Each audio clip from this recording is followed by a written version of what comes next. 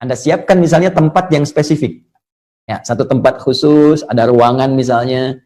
Yang di ruangan itu Anda bisa malam-malam bisa menyendiri dengan baik atau dengan keluarga di bawah, karena Nabi pun membangunkan keluarganya.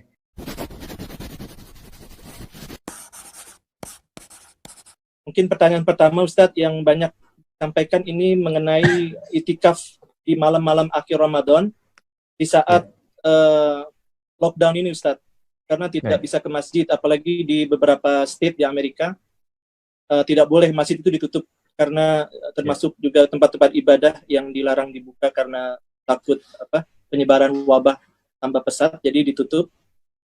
Mungkin kita sudah mengalami sudah lebih dari sebulan lebih di rumah, jadi sholat Jumat juga di rumah bersama keluarga. Mungkin nanti akan dibuka, setahu saya setiap state berbeda-beda. Cuma mungkin sholat Id majority di Amerika ini semuanya akan di rumah. Jadi itikaf di rumah ini banyak yang bertanya bagaimana menjalankan itikaf di rumah dengan segala syarat-syaratnya. Baik. Bismillahirrahmanirrahim. Seperti tadi disampaikan bahwa umumnya dalam kondisi yang normal, ya, dalam keadaan yang normal, maka i'tikaf itu dilangsungkan di masjid berdasar keterangan dari hadis-hadis Nabi Sallallahu Alaihi Wasallam. Namun demikian, keadaan normal tidak bisa disamakan dengan kondisi-kondisi yang khusus. Dalam bab fikih disebut dengan darurat. Ya, dalam darurat ini terdapat dua kaidah yang paling utama. Ya, kaidah pertama, ad-daruratu tubihul mahdhurat. Keadaan yang sangat darurat itu menjadikan sesuatu yang bahkan terlarang pun, Anda bayangkan, yang terlarang pun dalam kondisi tertentu bisa boleh. Ya, contoh misalnya makan daging, mohon maaf, babi misalnya, itu diharamkan ya dalam Islam. Jelas haram. Quran surah ke-5 ayat yang ketiga, ya paling kanan sebelah atas di mushaf disebutkan, ya hurimat 'alaikumul maitatu waddamu wa lahmul khinzir. Ya, diharamkan makan daging babi. Tapi Anda pergi ke satu kondisi tempat misalnya yang di situ sangat luar biasa, tidak didapatkan dari makanannya, kemudian terisolir, yang ada hanya daging babi saja misalnya.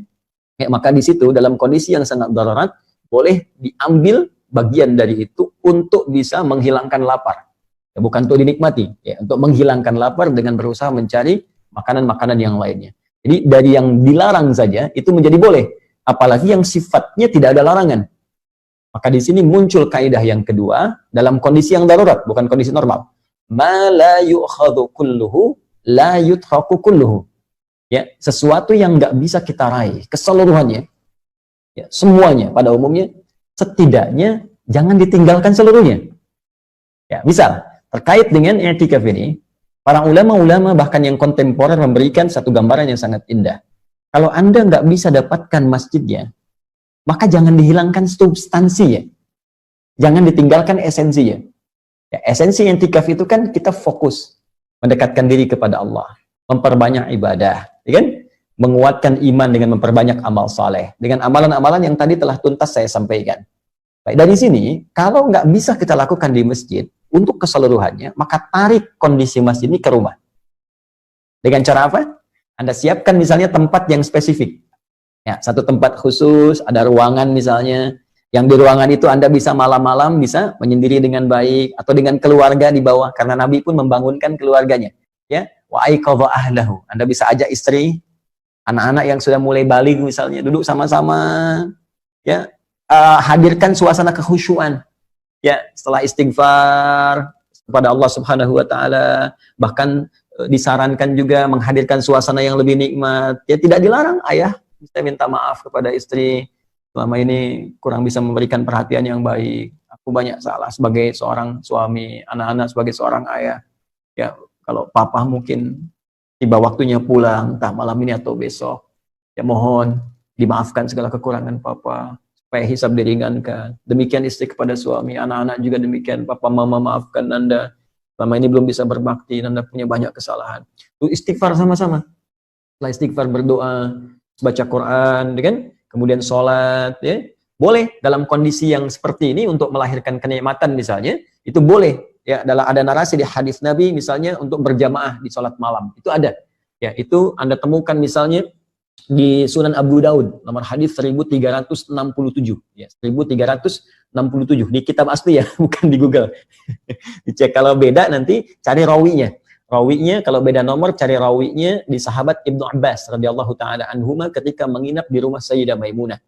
Jadi melihat beliau mengamati kebiasaan Nabi malam hari, terus disampaikan karena Nabi sallallahu alaihi wasallam adalah kebiasaan Nabi sallallahu alaihi wasallam pada malam hari, idza staiqadha min naumihi, kalau bangun di malam harinya, fajalasa, beliau duduk dulu sebentar, ya tidak langsung beraktivitas, wamasaha biyadihi min athari naumi, kemudian menghapus dengan tangannya yang bersih ya bekas ngantuknya, hilangkan dulu ngantuknya.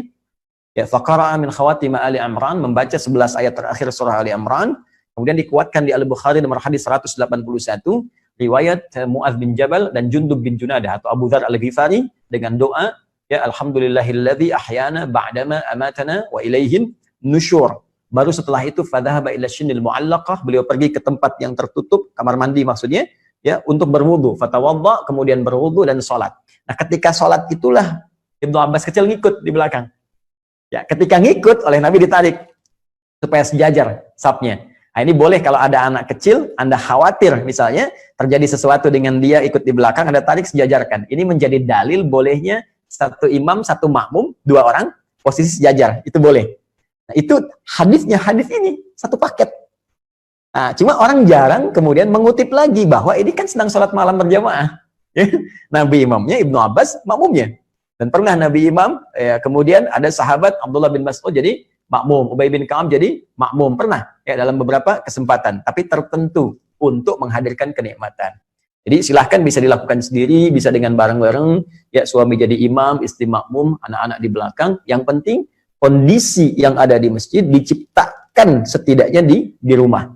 Jadi kalau Anda nggak bisa mengambil semua di masjid, maka jangan juga tinggalkan substansinya. Kaidah usul fikihnya, ma la yu'khadhu kulluhu la yutraku kulluhu. Sesuatu yang nggak bisa kita ambil semuanya, setidaknya sebagiannya pun bisa kita raih. Ya, Wallahu ta'ala a'lam bis-shawab. Saya kira itu Mas Ridho.